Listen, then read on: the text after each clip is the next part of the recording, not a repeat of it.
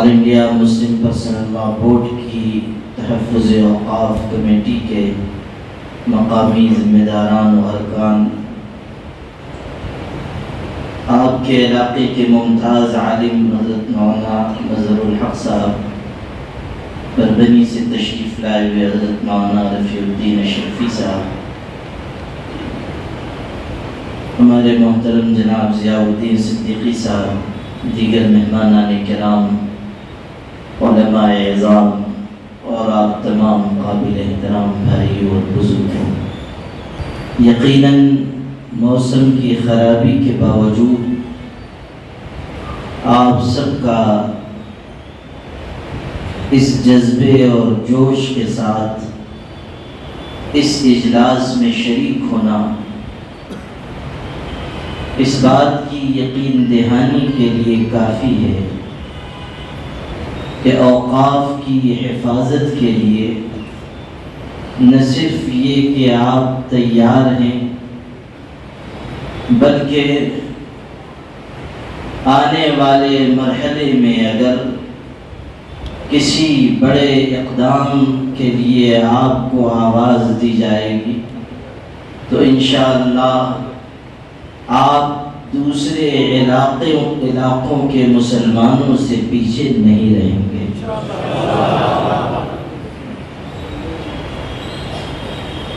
جب طوفان برق و باران کی پرواہ کیے بغیر لوگ اپنے حقوق کی جد و جہد میں شریک ہونے لگے تو یہ احساس تازہ ہوتا ہے کہ کامیابی کی منزل قریب آ رہی ہے۔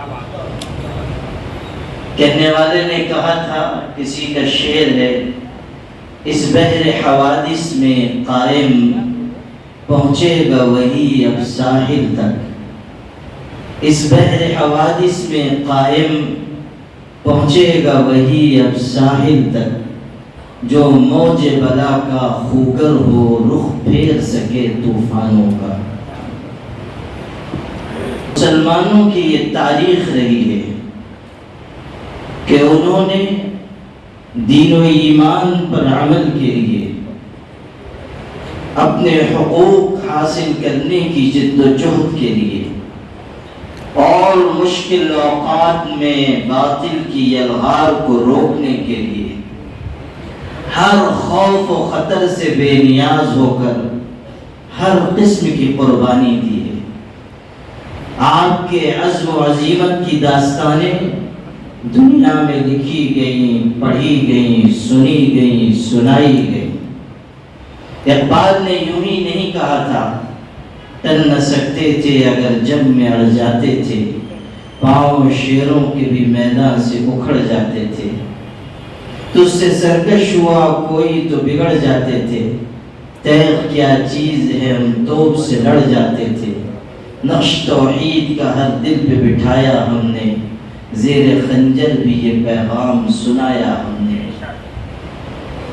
یہ مسلمانوں کی ایک زرین اور تابناک تاریخ رہی ہے، اور ہمیں اس ملک میں ان مشکل حالات میں اپنے عزم و عزیمت اور اپنی ہمت کا ایک مرتبہ پھر ثبوت دینا پڑے گا۔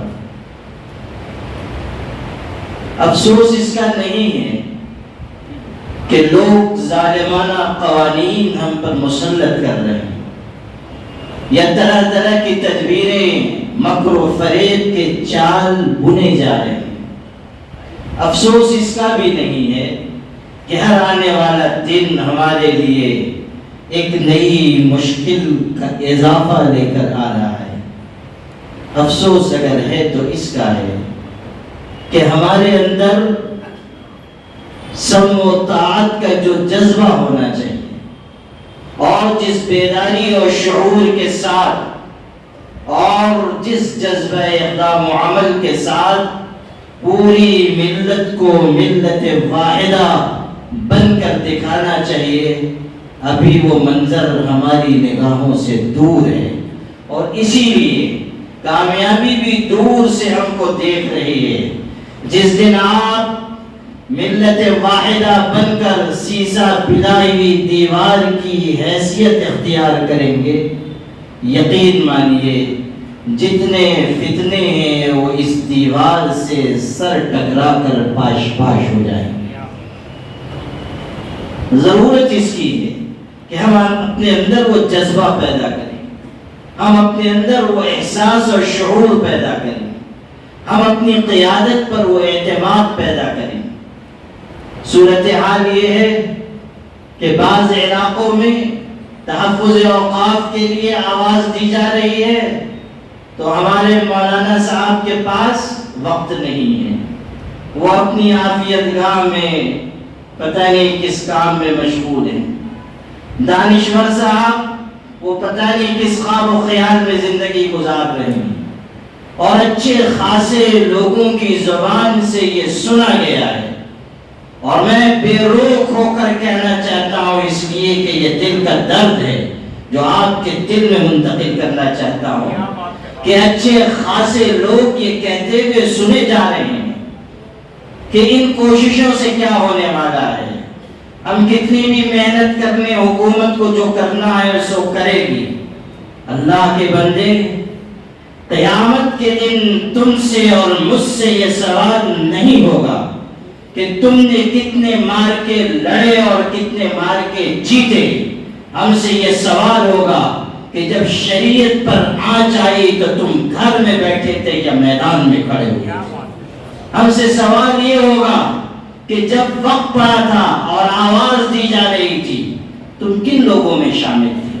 کیا آپ بھول گئے کہ جب خلیل اللہ ابراہیم علیہ السلام کو جلا کر خاکستر کر دینے کے ارادے سے ایک بہت بڑی آگ تیار کی گئی اور اس آگ کی لپٹیں آسمان کو چھو رہی ہیں، اور مہینوں کی کوشش اور محنت کے بعد اور زبردست ایندھن ڈالنے کے بعد وہ آگ تیار کی گئی۔ اس وقت جب کہ ابراہیم خلیل اللہ کو اس آگ میں ڈالا گیا تو ایک چھوٹی سی چڑیا اپنی چونچ میں پانی کی چند بوندیں لے کر آئی تھی۔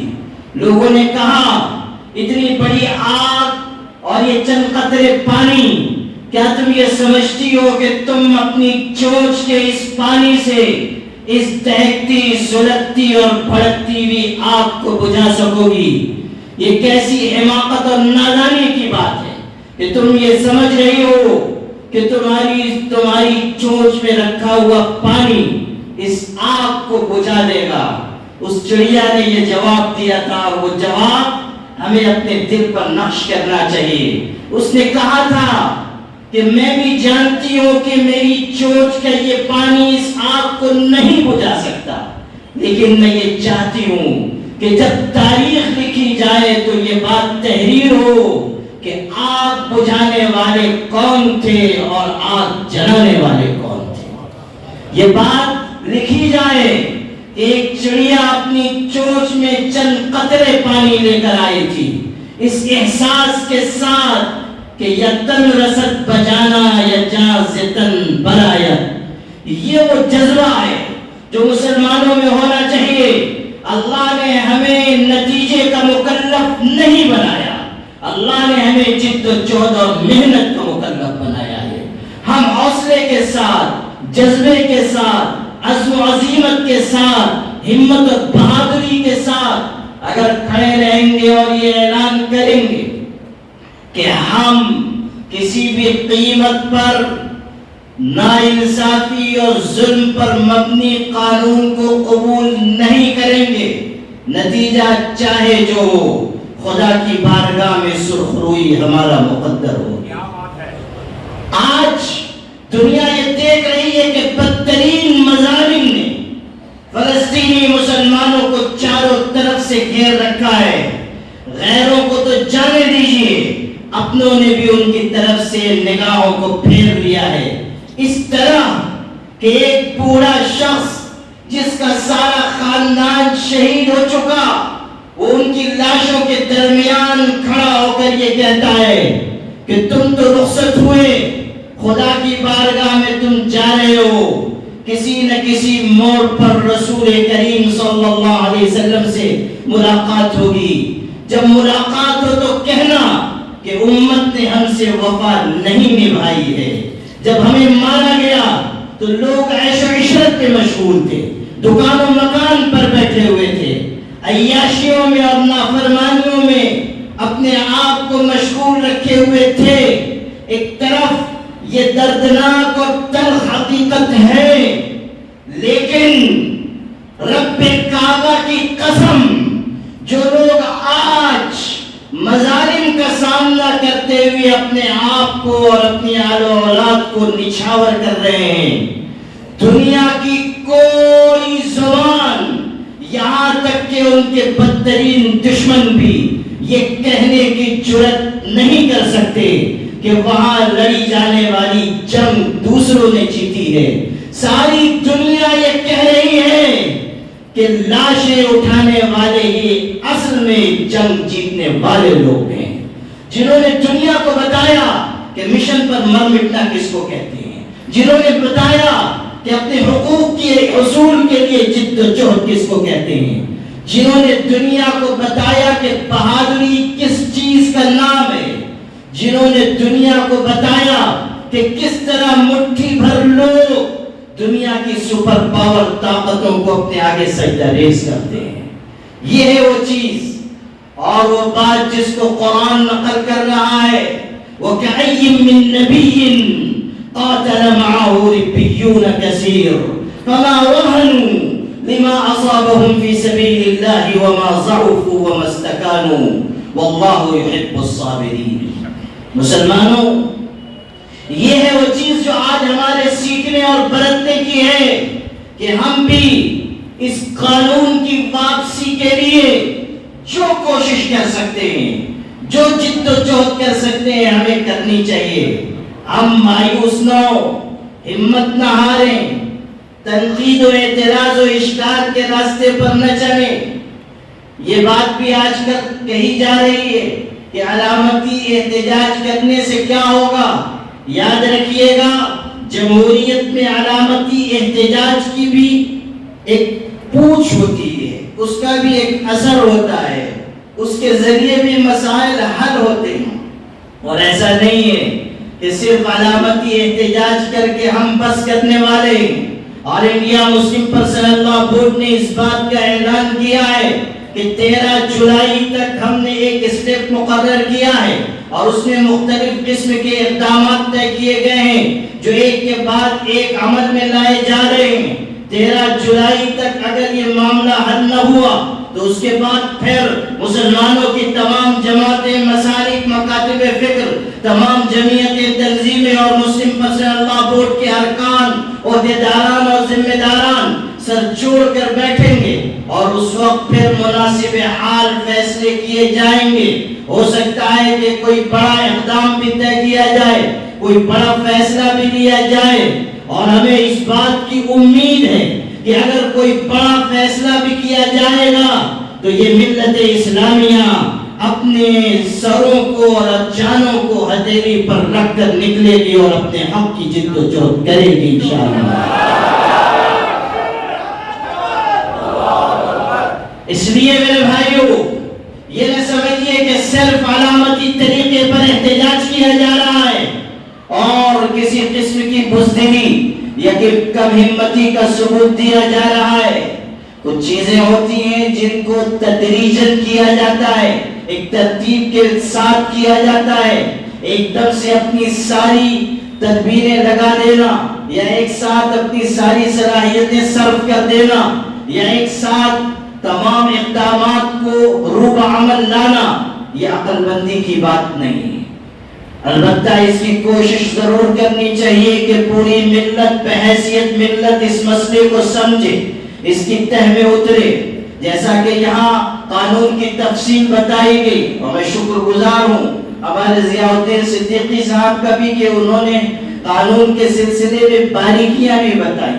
اور بہت سے حضرات ایسے ہوں گے جنہوں نے سمجھا بھی ہوگا، بہت سے ایسے بھی ہوں گے جن کے سر کے اوپر سے چلا گیا ہوگا، اس لیے کہ قانون کی بات سمجھنا اتنا آسان نہیں ہوتا.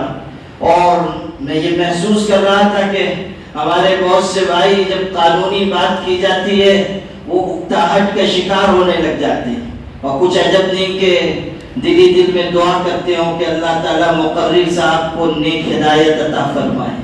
لیکن سچی بات یہ ہے کہ جب تک آپ سمجھیں گے نہیں، آپ اس مسئلے کی نزاکت اور حساسیت کیسے محسوس کر پائیں گے؟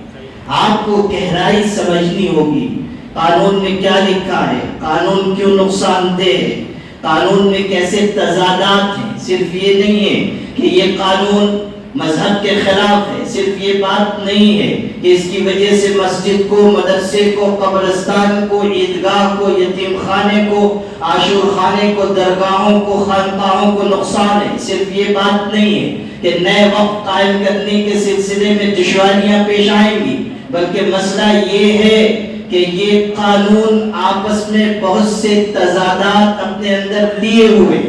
ایک طرف اس قانون میں یہ بات ہے کہ وقف بورڈ میں اور سینٹرل وقف کونسل میں غیر مسلموں کو ممبر بنایا جائے گا، اور دوسری طرف اسی قانون میں یہ بات ہے کہ کوئی غیر مسلم وقف کرے گا تو اس کو وقف نہیں مانا جائے گا۔ آپ ادھر غیر مسلم کو لانا چاہتے ہیں اور ادھر سے غیر مسلم کو نکالنا چاہتے ہیں، یہ تضاد ہے۔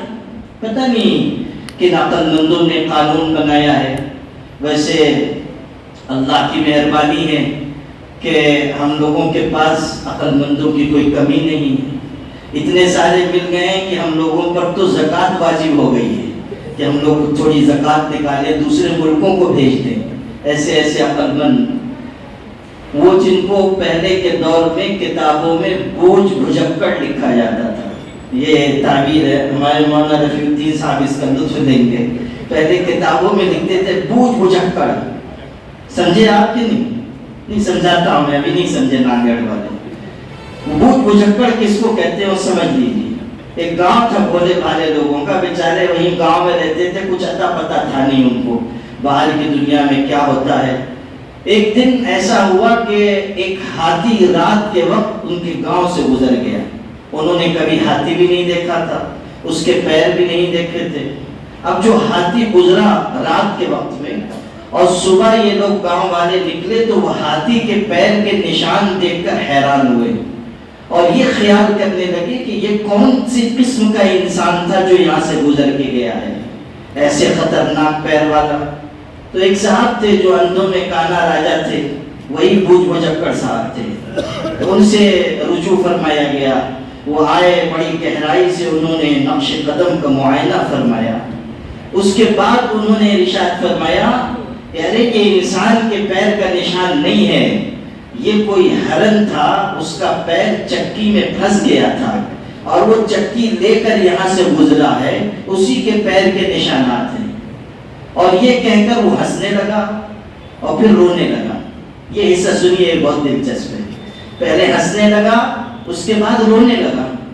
تو لوگوں نے کہا کہ آپ پہلے ہنسے اور پھر روئے، یہ کیا مسئلہ تھا؟ تو وہ بوجھ بھجکڑ کہنے لگا، اصل میں مجھ کو یہ خیال ہوا کہ اتنی پیچیدہ چیز کو میں نے چٹکیوں میں حل کر دیا، کتنا عقل مند انسان ہوں، اس لیے ہنسی آئی۔ کہا پھر رونا کیوں آیا؟ کہنے لگے یہ سوچ کر رونا آیا کہ جب میں مر جاؤں گا تو میرے بعد ایسے مشکل مسائل کو کون حل کرے گا، اس پر رونا آیا۔ یہ تھے بوجھ بھجکڑ صاحب۔ تو ایسے بوجھ بھجکڑ ہمارے ملک میں بھی کافی ہیں، اور ایسی چیزیں لکھتے ہیں، ایسی باتیں ہم کو بتاتے ہیں کہ عقل حیران ہو جاتی ہے کہ کس یونیورسٹی سے پڑھ کر آئے ہیں۔ ویسے اس یونیورسٹی کا ہم کو پتہ معلوم ہے، اس کا نام ہے واٹس ایپ یونیورسٹی، وہ وہیں سے فراغت حاصل کر کے چلے آتے ہیں۔ اسی لیے پارلیمنٹ جیسی جگہ کھڑے ہو کر کہتے ہیں کہ وقف مذہب کا معاملہ نہیں ہے، مینجمنٹ کا معاملہ ہے۔ اللہ کے بندے، وقف تو قرآن سے ثابت ہے، حدیث سے ثابت ہے، مسلمانوں کا تعامل ہے، حضور صلی اللہ علیہ وسلم کے 20 ارشادات ہیں، صحابہ کی وقف کی ہوئی جائیدادیں ہیں، تابعین کی وقف کی ہوئی جائیدادیں ہیں۔ مسلمان جس علاقے میں گئے انہوں نے وقف کیا، مسجد بنائی، قبرستان قائم کیے، جہاں گئے انہوں نے اپنے بزرگوں کے لیے خانقاہیں بنائی، جب ان کا انتقال ہو گیا ان کو دفنایا، ان کے لیے درگاہ تعمیر کر دی، اور طرح طرح کے رفاہی، تعلیمی اور سماجی کاموں کے لیے مسلمانوں نے وقف کیا۔ آج ہمارے پاس جو شیر مقرر کہنے کو کہہ جاتے ہیں کہ مسلمانوں کو خرچ کرنا فلاں قوم سے سیکھنا چاہیے یا فلاں جماعت سے سیکھنا چاہیے، وہ حوالہ دیتے ہیں کہ دیکھو غیر مسلموں میں فلاں تنظیم ہے، اس میں لوگ جو شامل ہوتے ہیں اتنا خرچ کرتے ہیں، ایسے خرچ کرتے ہیں، مسلمانوں کو ان سے نصیحت حاصل کرنی چاہیے۔ ایسے لوگوں سے میں کہتا ہوں کہ تم نے غیرت ایمانی اور حمیت دینی کہاں لے جا کر بیچ دی ہے؟ غور کرو کہ تم اپنی زبان سے کیا بات کہہ رہے ہو۔ وہ مسلمان کہ روئے زمین پر جن کے اندر سب سے زیادہ راہ خدا میں خرچ کرنے کا جذبہ ہے، جن کا ایک غریب فرد بھی اپنے خون پسینے کی کمائی اللہ کی راہ میں دے کر خوش ہوتا ہے، اس قوم کو آپ کہتے ہیں کہ جاؤ اور فلاں تنظیم سے خرچ کرنے کا سلیقہ سیکھو۔ یہ کیسی آپ واہیات بات کہہ رہے ہیں؟ دنیا کو آپ دعوت دیں کہ اگر تم رفاہی اور سماجی کاموں پر خرچ کرنے کا سلیقہ سیکھنا چاہتے ہو تو آؤ اور دیکھو کہ اس گئے گزرے دور میں بھی مسلمان کی شان کے ساتھ راہ خدا میں خرچ کرتا ہے۔ ترکی میں ایک مسجد ہے، نام ہے اس کا ساکی یدم، ترکی زبان میں اس کا مطلب ہے گویا کہ میں نے کھا لیا۔ وہاں پر اس مسجد کی پوری تاریخ لکھی ہوئی ہے، اور وہ مختصراً یہ ہے کہ ایک غریب مزدور انسان کے دل میں یہ خیال پیدا ہوا کہ میں اللہ کا گھر بناؤں، لیکن اس کے پاس کوئی رقم نہیں، کوئی سرمایہ نہیں۔ اس نے اپنی نوجوانی میں یہ طے کیا کہ آج سے کوئی بھی اچھی چیز کھانے کا دل میں خواہش پیدا ہوگی، تمنا آئے گی تو میں اتنی رقم ایک جگہ رکھ دوں گا اور اپنے دل کو یوں بہلاؤں گا گویا کہ میں نے کھا لیا۔ اپنے آپ سے یہ کہوں گا، نوجوانی سے لے کر بڑھاپے تک اس طرح ایک ایک پیسہ وہ جمع کرتا رہا، اپنے دل کو مارتا رہا، اپنے ارمان کا خون کرتا رہا، اپنی تمناؤں اور آرزوؤں کو قربان کرتا رہا، تب کہیں جا کر اتنی رقم جمع ہوئی کہ ایک چھوٹی سی مسجد تیار ہو جائے۔